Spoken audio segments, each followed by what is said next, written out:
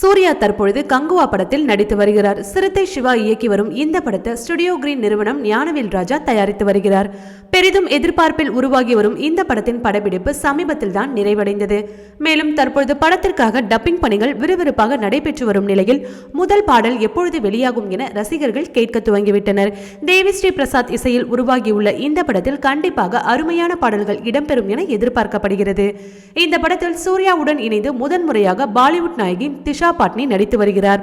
மேலும் பாபி தியோல், யோகி பாபு, கோவை சரளா, ஆனந்த்ராஜ் மற்றும் தெலுங்கு நடிகர் ஜெகபதி பாபு உள்ளிட்டோரும் இந்த படத்தில் நடித்து வருகிறார்கள் என்பது குறிப்பிடத்தக்க விஷயமாக உள்ளது. 5 வேடங்களில் இந்த படத்தில் நடித்துள்ள சூர்யா கங்குவா படத்தில் கதாநாயகனாக நடிப்பதற்காக வாங்கிய சம்பளம் குறித்து தகவல் ஒன்று வெளியாகியுள்ளது.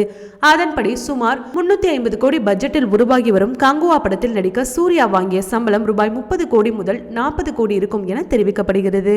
ஓகே வியூவர்ஸ், இது போல சினிமா செய்திகளை நீங்கள் உடனுக்குடன் பார்க்க மறக்காம சினி டைம்ஸ் சேனலை சப்ஸ்கிரைப் பண்ணுங்க.